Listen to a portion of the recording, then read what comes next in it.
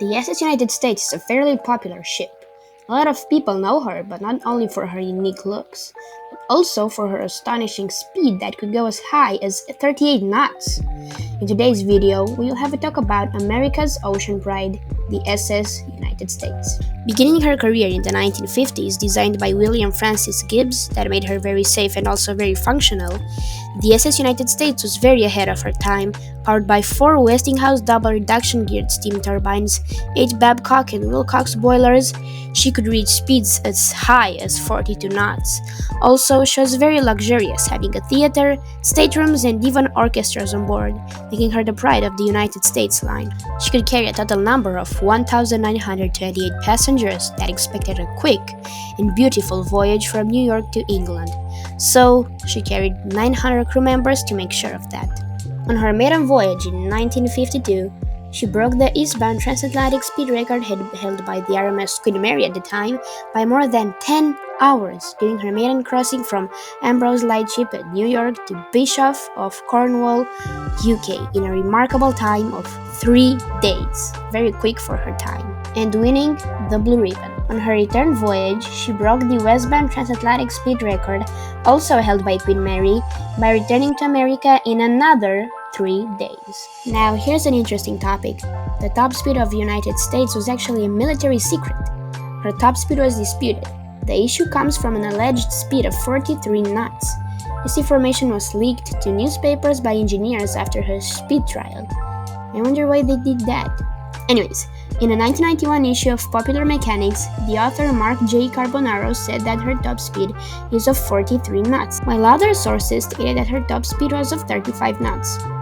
Now, what do you guys think was her top speed? Tell me in the comments. Now, let's talk a bit about her design and construction. She was inspired by the Queen Mary and Queen Elizabeth, which transported troops during World War II. The US government sponsored a very fast and big merchant ship which would be capable of transporting many soldiers. Her designer was William Francis Gibbs, which I mentioned earlier. Her construction was a joint effort by the United States Navy and the United States Lines, which I again mentioned earlier. The US government underwrote almost 70% of the US $79.4 million construction cost, with the ship's prospective operators, United States Lines, contributing the remaining $28 million.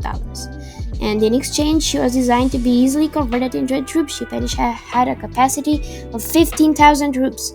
She could also be converted into a hospital ship. Now that you know her story, you may wonder what happened to her. Now, if you're from Philadelphia in the US, you may know, but if you're not, then I'll tell you. She's docked in Philadelphia, Pier 82, and she was left there to rot. Now, I'll give you some quick information on it. On the ship, of course. Her port of registry was New York. She was ordered in 1949. Her builder was Newport News Shipbuilding and Dry Dock Company. Her cost was of $79.4 million. Her yard number was Hull 488.